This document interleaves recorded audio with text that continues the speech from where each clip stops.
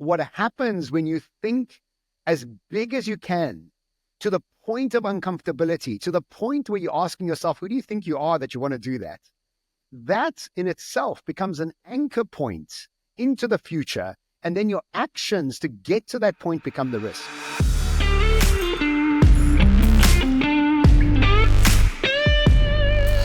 Hi, and welcome to the Expansive Podcast, the podcast where we help you to think expansively about the world you find yourself in and the world you are going to find yourself in just a few years. My name is Erik, and I'm always joined by my ever-elegant co-host, Pouty McPoutface, coming to you from Dubai today. Yeah.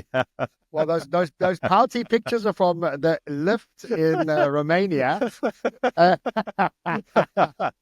So for the listeners, hello everybody, welcome.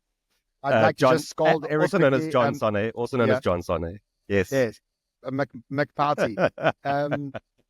I'd like to redo the introduction. Welcome to the multiple award-winning podcast of the year, Expansive. Yes, thank you very for that. much. Yes. Thank you very much. So when I was in Bucharest, I got into this lift and I was like, wow, this mirror is amazing. So I started taking some selfies, as you do when you get into a cool mirror. And I just started pouting in all the photos. No, there was a vibe. So there was a vibe. I could tell. I was vibing. Yes. I was pouting. When in Bucharest, pout. That's the rule. That's the rule. Listen, did you see this good thing to be with you James again this Blunt? week? And James Blunt. He's doing like a comedy. He's become a comedian. What's going on? So obviously, he became very big and famous. And what was that song? You're Beautiful, whatever. And then people really hated on James Blunt for years and years and years. But he's this very self-aware, of doesn't take himself too seriously kind of guy. Yeah, he became like one of the most hated musicians ever. And so he's made this comeback now where he's recorded his first album in I don't know how many years. And part of the way that he's promoting it is that he said that if this album goes to number one, I'll officially go and give myself a new name, and you change guys my can name. decide what the name is going to be. That's right. So he's been doing all these skits around it, and it's so funny. And of course, so people have been voting for different names, and the name that became, or the one that he had to go and change his name to is Blunty McBluntface. It's so funny to me. It's so funny to me because I don't know if you remember years ago, there was another competition that was launched where they said you get to name one of the marine vessels. It was this state-of-the-art vessel that was going to go into the ocean and do all this amazing research. Right. And people you have the opportunity to name this thing, give it an iconic name. And the name that it ended up with was it's something like Tuggy McTugboat. It's just the internet is so predictable. It's so funny. Anyway. So Blunty McBluntface, is that his name? Blunty McBluntface. Yeah. Oh, that's crazy. Look, you can't trust the internet. The internet's always going to go because I also think people have an opportunity to show a different part of themselves. And you might get somebody that's actually quite serious in real life, but then they get this opportunity to be somebody very funny or tongue-in-cheek or actually quite rude online. I mean, I sent you a picture this morning, a screenshot of I did a TikTok about Elon Musk's Robotaxis. And I got so much hate that I actually stopped reading the comments. I was like, people have just totally lost it. I was just talking about a Robotaxi.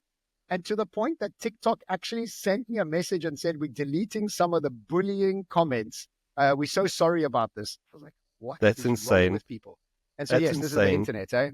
This is the internet. People are upset and they just want to throw their toys out the cot.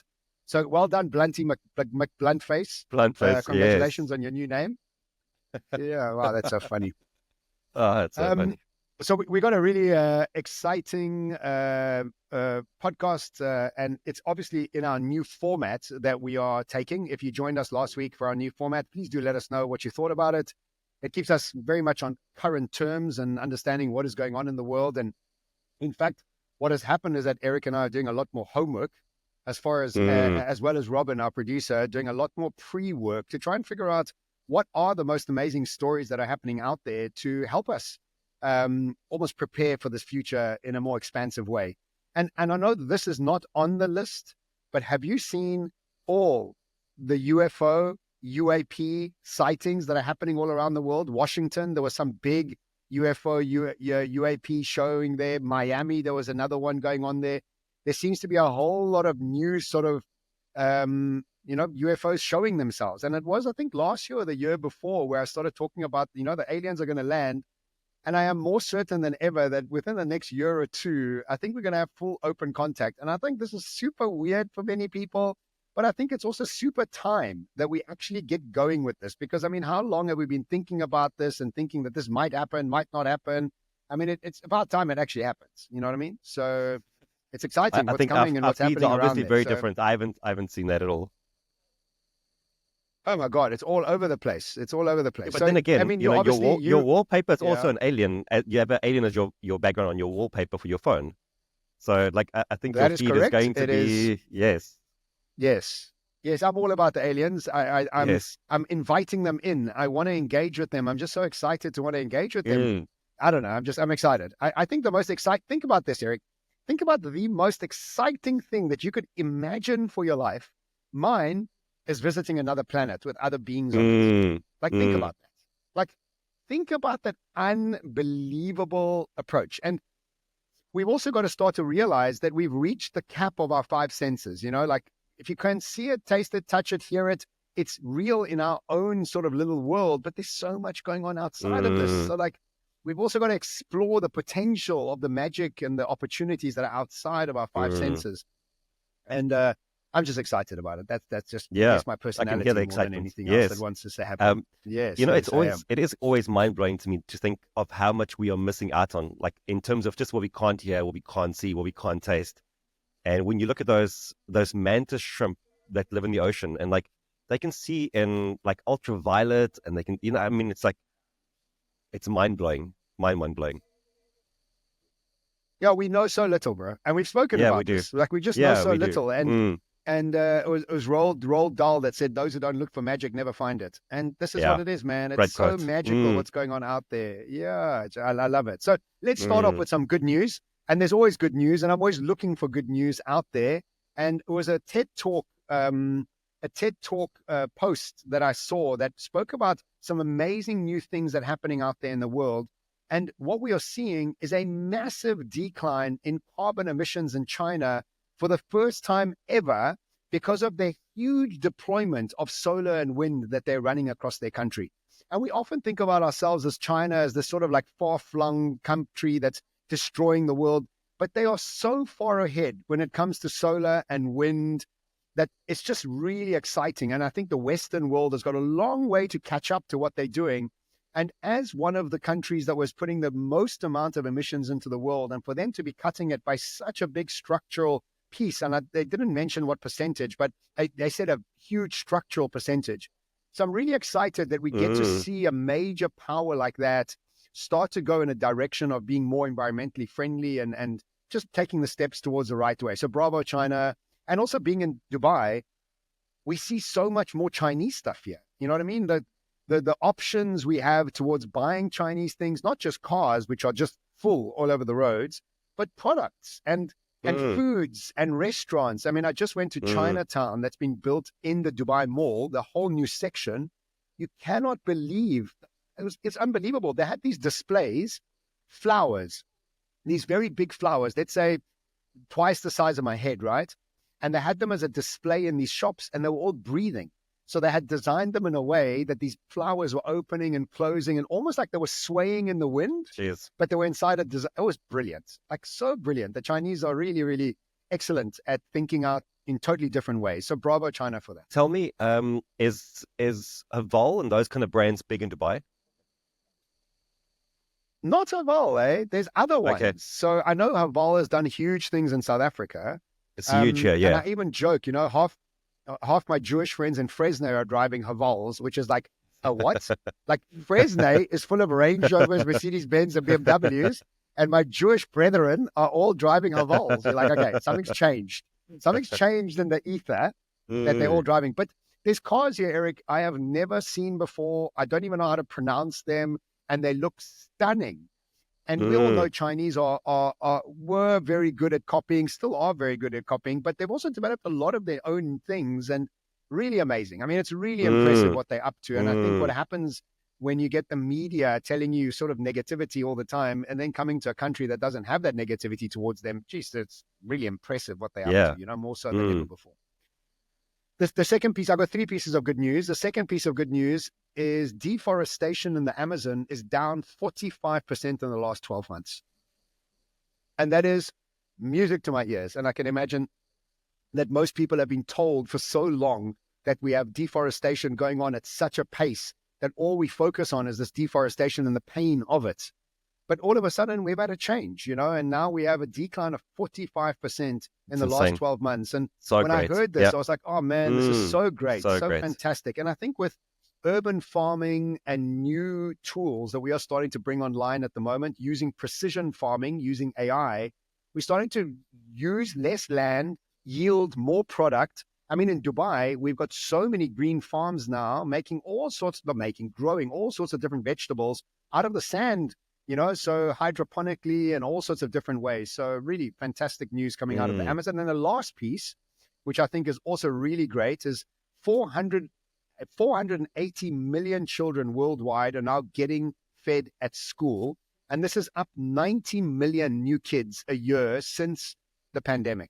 And so we're making a move towards feeding more needy children around the world. And all these stats come from TED Talks. And so they've built out this new sort of program they're running of sharing good news around the world. So well done to the people that are looking after the kids that need help. And my heart goes out to them. And I want the next stat to be, we're feeding 2 bazillion dogs around the world roast chicken and rice as much as they want till they're fed all the way till their tummies are sore. So that'll be my next piece of good news that I'd love to hear. Can't wait for that. Listen, it's so good to focus on the positivity and the good impact that we are having on the world, because it's so easy to become, I think, negative about, all the stuff that the media typically feeds us. And of course, they thrive on clicks. And so it's really good just to shift perspective a bit and just remember that for all the stuff that is happening that is bad and that makes you feel depressed, there are many great things if you'll only look for them. I've been saying this thing in my talk about Nelson Mandela, and that Nelson Mandela was known around the world really for one very key thing: forgiveness, of healing his past. And he was able to do this with such elegance and such class that the whole world took note, and he became, global icon because of it. And a lot of people in South Africa think Nelson Mandela was a sellout. And my response to that is, if you haven't healed your trauma, he is a sellout. If you've healed your trauma, he's a hero. And if you think about the people that have been triggered about all the wars that are going on in the world, that is their own trauma that's now getting a voice to be shouted out into the world. If you've healed a lot of this trauma, what you start to then look for is ways to improve perspectives, energies, and things that you actually focus on. And it amazes me that most of us know the theory of where your focus goes, your energy flows. But then when it comes to war, all of those stories go out the window, and everybody's now shouting out their traumas around the world and their injustices and everything that's going. And I'm not taking anything away from those injustices, but there's also a better way for us to focus in on how can we help those environments? How can we go about shifting those perspectives in those environments so that we can all uplift the energy rather than become part of the voice of victimhood, of anger, of all the traumas that have not been processed inside us. So, and if you are being triggered by this, you have some work to do in your own trauma space, because that's what happens. Is that any voice that tells you you shouldn't be traumatized or you should work on your trauma triggering you shows that you still need to work on some of those triggers. And yesterday I got something sent to me on Instagram and it triggered me. And I was like, oh, I need to work on something here. This is not about the thing that was sent to me. It was about my reaction to it, So yeah, there's a lot of deep plays that are going on around the world right now. All right. Well, let's shift into our first story for today. And like someone who's been dominating the media landscape now for the past 2 weeks, really, I think, is, of course, Elon Musk. His companies have done some phenomenal things. We're going to look at both Tesla and SpaceX that have done depending on who you speak to, you'll hear some varying opinions on both of these things that have happened. But I think let's kick off with Tesla first, because that's obviously been a big one. You've had some backlash from your own views on it as well on TikTok. And what happened was that Elon had a big reveal event for Tesla, a big launch event, and he debuted a few things there. So of course he had Optimus there, which is the robots that they will be selling in a few years, and then he also had this Robotaxi. I'm not sure if he had, because there's two versions of it. There's the two-door sports car version, very slick, very modern, and then there's also one that's like a slightly bigger sort of minibus version, but it kind of looks like something out of iRobot. So it's difficult for me to explain what that looks like because it's very unconventional. It doesn't look like a typical sort of minibus would look like. So you had these two sort of very big launches, and off the back of that, Tesla actually took a huge dip. So Tesla's shares dropped by about 9%. That means they lost about $70 billion in the market. And to put that into perspective, it means they lost an entire Ford, as in the entire Ford company's valuation. That's what they lost and more, because Ford's valuation is around $48 billion. And so, I mean, it's really interesting, right? Because Elon Musk is definitely someone who's living in the future. And he's putting all these product launches out into the world for people to see and for people to criticize and to be very skeptical of. So jumping off the back of that, where's your head at? What did you think about the Tesla, specifically the Tesla launch for this week? So I just want to stop for a second and just talk quickly about the humanoid robots, the Optimus that's come out. And I want to remind everybody that the Optimus robot, according to Elon Musk, will be his first $10 trillion company. He reckons it will be the biggest technological product of our time because everybody will have robots around them. In fact, he reckons that there'll be more robots in the world over the next 10, 20 years than there'll be humans, which is fine. Whatever you want to think about that, that's okay. But I want you to also remember that these robots will have generative AI inside them. And generative AI does three things. Generative AI can create anything you want, which means it's replicating the right-hand side of our brain. It can analyze and become analytical about things. That's the left side of the brain. And it can interact with us like a human. And so what we have is these humanoid robots that are going to have generative AI in their brains. And right now, AI is sitting at a 155 IQ, end of this year, 310, middle of next year, 620, end of next year, 1,200. So by the end of next year, by the end of, let's say 2 to 3 years' time, you're going to have a humanoid robot with thousands of IQ points that is going to be just milling around us, doing things for us. And this is a really huge shift in the way that things are going to be shifting. So that's just the Optimus, right? Then we take the Tesla self-driving car.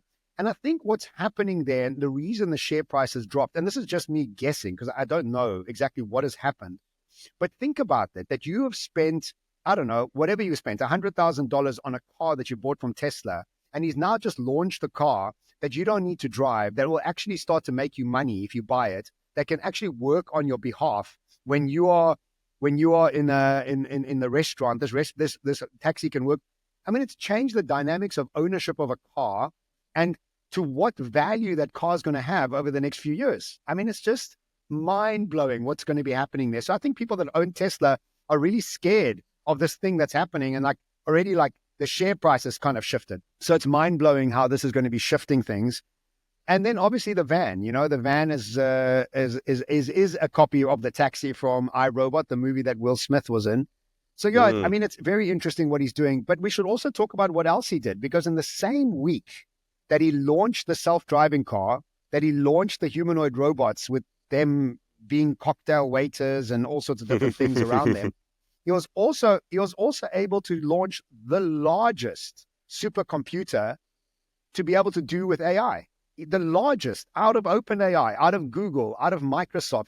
He's got 100,000 GPUs from NVIDIA that he's opened up this AI machine supercomputer, as well as for the very first time, he created this Mechazilla, which is these arms, they call them the chopsticks, that could catch the rocket that was landing again. This rocket is 15 stories high building. So let's just recap. In 1 week, whatever you think of Elon Musk, because now he's gone all the way to Trump. Some people think he's an idiot, whatever. In 1 week, self-driving cars, self-driving taxi, humanoid robots, Mechazilla, which is these chopsticks to hold onto a rocket, and the largest supercomputer launched in 1 week. I mean, come on. What is going on? No, it's insane, dude. It's insane. I think to your point, like whatever you think of Elon Musk, you have to appreciate the effort he's putting into helping the world advance and transform and progress. And remember that he was one of the first guys to actually enable us to be able to pay over the internet. He was one of the co-founders of PayPal. So he's always been like that. Like he's always had this visionary approach towards the products that he's creating. And look, when I looked at the launch of it, I think I understand why the share price dropped. I think that, when you, like, often you're a bit ahead of your time. And I think at the moment he's a bit ahead of the time. Like, he wants to launch the taxis by 2026.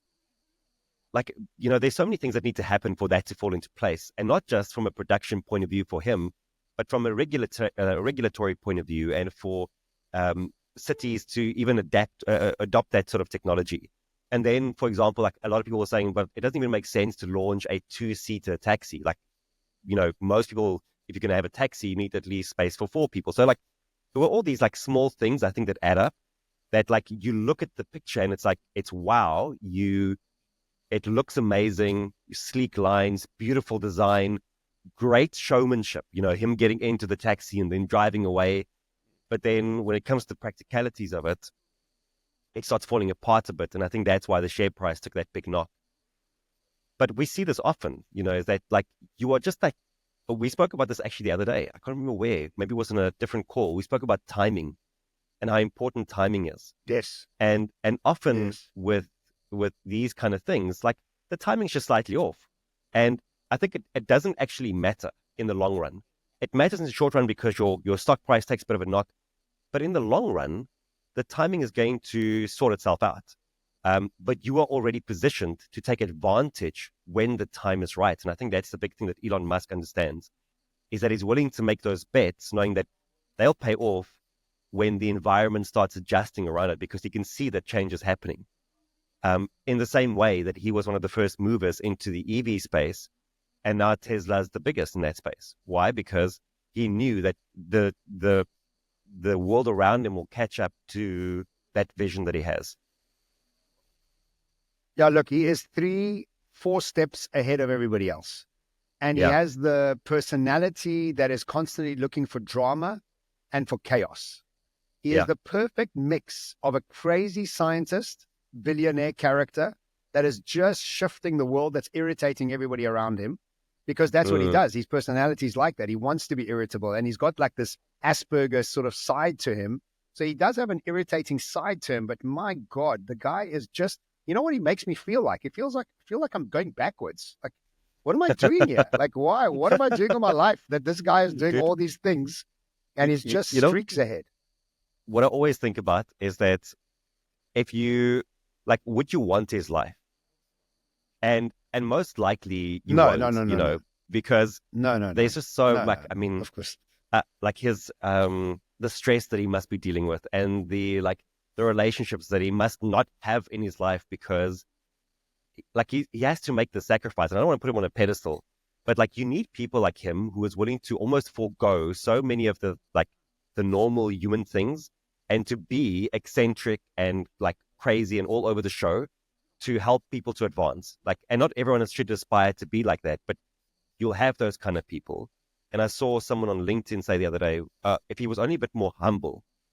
And the response to it was quite good. It was like, well, you shouldn't be, because like his exact way of thinking and way of operating is what's helping him to create all of these amazing. Yeah. Just a quick rapid fire few things for me. One thing that I do like about Elon Musk is that he's quite a nerd. So the Mechazilla thing, do you know where that comes from? No. So in the comics, you have Godzilla, but then you also have Mechagodzilla. Right. And it's this upgraded version of Godzilla that's like built out of steel, and like it's a robot version of Godzilla. So it's like a tribute to Mechagodzilla. But even in Tesla, he has all these Easter eggs, right? So he has the there's a specific sexy. Eh? No, but the cars all add up to sexy. Yeah, S, so the Model yes. 3, the Model X, the Model Y, all adds up to sexy. I didn't know that one. Yeah. I didn't know that. Yeah. So but he has lots of things like that. So he has one that where if you push on the battery icon, when the car's at a certain charge or miles, it makes reference to Back to the Future. So it changes the car's like internal operating system to mimic the Back to the Future car. It has Ricky and Morty voices, like that very famous cartoon. So that's something I really love about him. He's like, he's having fun. And I think when you think of modern leadership, you know, it's such an important part of leadership. And I think as we progress over the next few years, we'll see that leaders have to kind of let go of this very serious and corporate approach to leadership. And it's almost something that I've always had a bit of a aversion to. That when I stepped into the leadership space initially, I kind of felt disconnected from it because it felt so dull to me. But leadership doesn't have to be dull. And in fact, I think where we are going, where authority doesn't matter anymore, where everything is automated, what we are optimizing for is connection. And in that space, what you need is a leader who's having fun. So that's something that you have to look at him and go like, this dude is also, he's enjoying what he's doing. The second thing I also think we have to ask ourselves, sorry, go ahead. I had two more quick things. The second thing that I like about him is that he's making a lot of bets. And what we get to learn from that is it's about iteration and learning and failing and experimenting and just keeping that loop going. And it's so easy to look at that and go, oh, like, you know, the critics and the haters and the trolls will look at that and go, oh, but look, share price dropped 9%. What a failure. It's not. Like, you're just thinking short term. No. This is just part of the process. This is just like a botched launch doesn't mean it's the end of the company. Yeah. So you need to have a lot more sort of long-term thinking about yourself. And then the third thing is, and we spoke about this over the weekend, is you don't have to like someone to learn something from them. And we can look at figures like Elon Musk, and he's he's polarizing, right? Because he's been at these Trump rallies and people will go like, oh, like now goes, when Taylor Swift came out in support of Kamala Harris, all of a sudden people were burning their like Taylor merch and like, you know, because one aspect of that person now defines everything about that person for them. It doesn't have to be like that. You know, you can look at someone and go, I don't agree with this way that you're thinking or doing things, but I can still learn things from you off the back of that. And, you know, someone like Elon Musk is a great example. Like, yes, he's polarizing. There's still something that you can learn from him. Even if it's learning that you don't want to be like him. That's also a good enough lesson. That's such a good point, you know, and I think the big question that I ask myself, and I think anybody listening to this podcast can ask themselves is, are you taking enough risks in your life? Like, how big are your risks? Like, how big are you jumping into a chasm and doing your best? And often what usually happens is we only really meet ourselves when we got our back up against the wall. And what we do is we avoid any risks so that we don't have to go to that part of ourselves and dig deep. This guy's comfortable at digging deep. He's gone to the point where he's extended himself into himself at such a deep level. He's like, whatever, what's going to happen? Like, what's the worst that can happen? So it goes bankrupt and I'll start again. And I think that bravery and that courage has to really ask you, like, are you thinking big enough? Are you taking enough risks? Or are you living a temperate life and hoping that not too much disruption comes around you and you can just live your life out into the sunset? And I don't think there's a right or wrong, you know, I think it's just what it is. But I almost, like, when I was listening to one of the sort of videos about him, and I just started to reflect on my life, and I was like, look, I took a big risk moving to Dubai and it's paid off, thank God. And I've got a couple others that I want to take on. And I was like, man, I want to take more risks. Like, I want to put myself out there a little bit more, because otherwise I'm just living the same life and repeat. And I think he's such a showman for courage and risk, and bravo, like, well done to him. Like, that's amazing. Really amazing. I think that's a very good point. When you think about taking risk, how do you figure out what a big risk might look like for you? I know it's a bit of a weird question, but I think often when I speak to people, I'm like, okay, you need to take more risk. They don't even know what risk to take. And when they do come up with like something that I'm like, okay, I'll take a gamble on this, it's not really a risk. It's something that's quite small. It's like, this much out of their comfort zone. So how has those risks presented themselves to you? Is it something that like you've organically come across, or is it something that you've thought about like, oh, this is a risk that I can go and take? Does that make sense to you, the question? Yes, it does. And I think you should become a coach. You're really good at asking questions, Erik Kruger. Do you have a coaching practice? Anyway, do you have your master's in coaching, by the way? So I think here's the thing for me is I think that the biggest risk is stretching your goals. And I think what happens when you think as big as you can, to the point of uncomfortability, to the point where you're asking yourself, who do you think you are that you want to do that? That in itself becomes an anchor point into the future. And then your actions to get to that point become the risk. So, for example, like I want to be on stage with Simon Sinek and Scott Galloway and Brené Brown. I want to be up there with the top 5% of speakers in the world. So then moving to Dubai was obvious. I had to take that risk because I couldn't do it from South Africa. And then my next risk is, do I move to America? Because I have to do this in America because that's the biggest market in our world. The American speaking market is worth $4 billion. Do I want to play with them? Where are they? They're all in America. The proximity there forces me to take the risk. So now where did my risk start? For my intention. And once I've set that intention, then the action becomes clear. Very good. If you're not courageous enough to set that intentional, what do they call it? A hairy, audacious goal, right? So what is your hairy, audacious goal? Big, hairy, audacious goal. Your BHAG. Yeah, your BHAG, or they call it what the anyway, there's a whole bunch of different acronyms around this thing. It's like, how big are you? How much impact do you want to have? What scale do you want to play at? How big do you want to go? And if you think about billionaires, for example, their risks are around money and around global moves. Mine's not about that. Mine's about impact in the world. That's a different type of approach, which means that my proximity to a world is what my risk is at. So moving cities, finding new friends, building new communities, building networks. And, it was really hard coming to Dubai. I've got a pretty well-established brand in South Africa. I don't really have to introduce myself. You come to Dubai, you're nobody, dude. Nobody.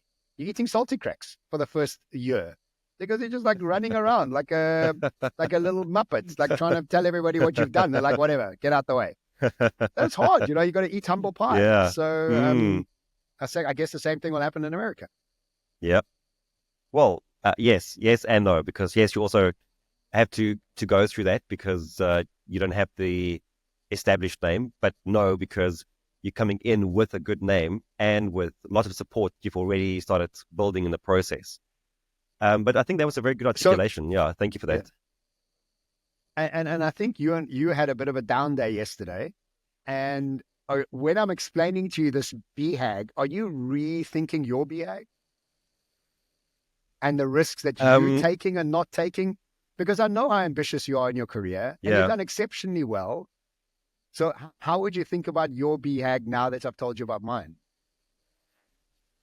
Yeah, I have been stretching it, but it's quite weird. Like since moving to the winelands, like life is really good here, like you are 5 minutes away from the most beautiful wine farms in the world. Like stunning, I've made friends with many of the owners of wine farms. Like we play paddle in the most beautiful settings. Now we're moving house at the end of this month. So like end of October, and we're moving closer to the ocean. So I'm going to be about 200 to 150 meters away from the ocean, like on my front door. And so life is really good. And so the challenge is like, how do you move beyond and still want more? And in some ways, like even saying that and like what more do you want? Like even that sounds like weird for me to articulate. But at the same time, like part of me feeling a bit down yesterday was that I felt like, am I just playing it too small? Like I feel like I have a lot more potential and that I want to achieve a lot more. And I also want to be on stages with Simon Sinek and Brené Brown. Like I have that similar intention. I feel very far away from it. And I think that's where that came from for me. was that I'm like, but the things that you're doing is like, they're too small. Like, they're not going to get you to where you want to go. And then to start rethinking, well, what does bigger look like? Like, is that packing up my entire household in Somerset and moving to Dubai? Like, Dan and I have had those conversations, so like, I'm open to it, but is that what it requires? I don't know. And I think that's why I asked you the question of like, what is the action of that risk? What does it look like? Because I'm not always sure what that risk should look like for me, or what that risk might need to be in order to get there. And then I guess there's a part of me that's also trying to offset it, against like, what can I do while here, but taking risk? And sometimes that doesn't work, because then you're kind of playing somewhere in the middle. You're like half in, half out. You're not fully committed to that. That is the trap of Cape Town. Yeah, life is good in Cape Town. It is good in Cape Town. You're squarely in the trap and in the stranglehold of the mother city. That is, you're stuck, Erik. And to be honest with you, there's very few places in the world that are better. Let's not kid. Yeah. Cape Town is fantastic. I've got friends of mine that have just gone away for the weekend, and they're sharing pictures from this guest house that I've rented, and it is stunning, beautiful, fresh air, winelands, mountains. Oh, the whole thing's beautiful. Dogs everywhere. But to be honest with you, dogs. I mean, it's all beautiful. And you know what? You can die like that. And Erik, also, you're doing well enough to live a good life there. Yeah. But the truth is, proximity counts. It does. The coffees and the discussions you have with people counts. And I think the question then becomes, what is the priority for you? And then you have to make peace with what your priority is. Because if you're also not making peace with it, then you're also not able to live a life that is able to just give you satisfaction and contentment.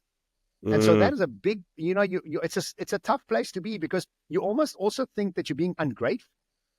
You're like, I've got so much and I want more. Am I being a petulant child that I want more? Or do I make peace with the fact that this is where I'm at?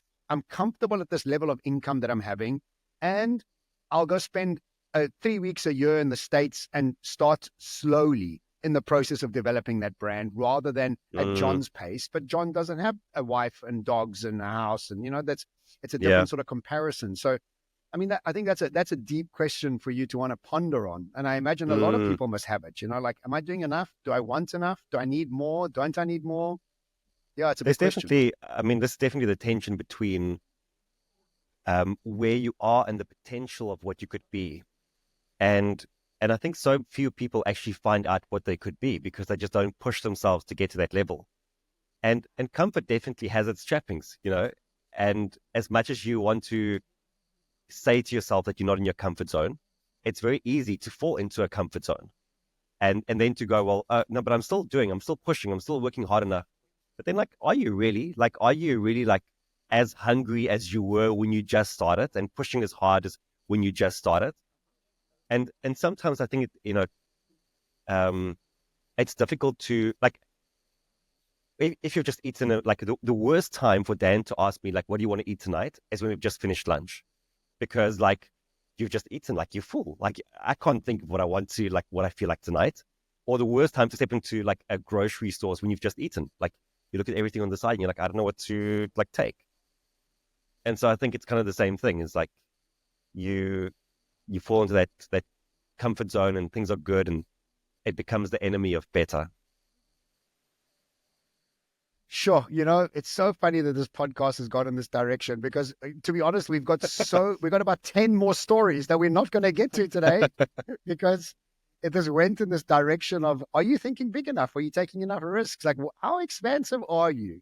And also, what does true contentment and happiness look like? Because I also think that's important for you to describe for yourself, because if it's in a constant chase, that means that you never arrive. Like, you never really arrive at it. So, and I also think, you told me, you were saying to me on WhatsApp, you had a bit of a down day, and I explained to you, and actually I wasn't telling you, I was speaking to somebody yesterday, my friend he lives in North Carolina. And he was telling me that he's just starting out on the speaking circuit. And he was like saying to me, it's a bit slow. He wish he had more work coming. What would I suggest him doing it? what would I suggest for him to do? And I said to him, I said, it's so funny you say that. I also think it's a bit slow, but you think I'm super busy. And I am super busy. Yeah. But in my world, I'm like, oh, there's so much more. And I'm like, I don't think you ever arrive, whether you're starting in the middle, at the end, so I think the description of what is success look like what does that actually feel like and look like to you? And then be content in that idea and then say, well, this is my choice. And I'll reevaluate it every 6 months or every year and redescribe it for the next 6 months or every year. And I think, I've read some amazing things about marriages doing this. It's like you run not a contract, but responsibilities and sort of like things that make this marriage successful. What are they for the next year? Well, I need you to pick up the kids 3 days a week. I need you to be at dinner 4 times a week. I need you to open the door for me. These are my non-negotiables. Okay, that means that is a successful marriage if you've got those 5 things box ticked. And then for your wife, you need to give 5 things that you expect for 5 things to be ticked. And I think the same thing goes for our careers and income and money and fame and whatever it is that we want to do. And if you think about it, Erik, you've now got 2 books, a bestseller. You've got an award-winning podcast. You're busier than you've ever been. You've just booked yourself a 4-city tour of Mexico. And you're having a miff time yesterday, thinking to yourself, where's my career going? I'm such a loser. That's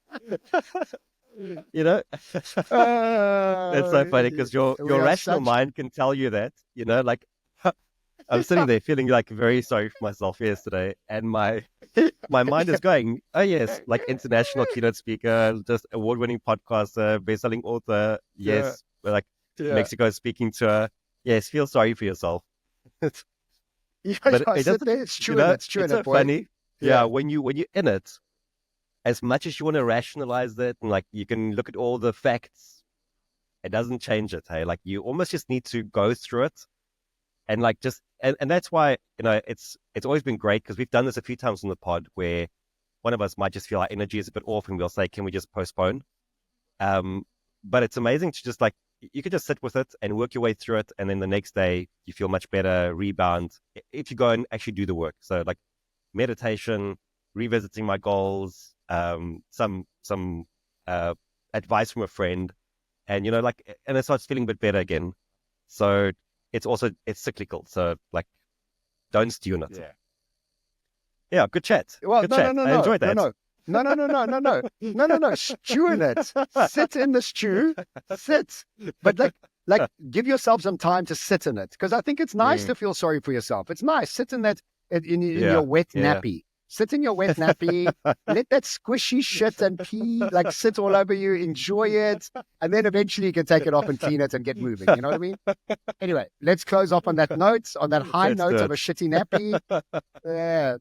Thank you everybody for joining us this week. It's been wonderful to have you on this very personal podcast. I mean, like I said, we have 15 other stories. Robin did so much research and we went on one story. So thank you, Robin, for all the effort. Sorry, we used only one story, but Erik needed some help. He was going through a bit of a tough time. So we needed to hold his hand through this process of redesigning What is the success. Expansive if not my personal therapy podcast? Exactly. So happy that we have a few thousand people listening on your session, Erik. Sessions. Yeah, thank you for that. Yeah. Cool. Well, thank you so much, everybody. And you want to close us off? You go for it. Yeah, I was just going to say thank you for the therapy. Thank you for Robs for preparing a great set of articles for us now to get to. But we really hope that you are enjoying the new format. And today, I think, was a bit of a blend of the new and the old. For those familiar with the pod, you would have found something that is quite true to our nature. And for those new to the pod, you would have found that we are covering some more current news and things that are happening in the world.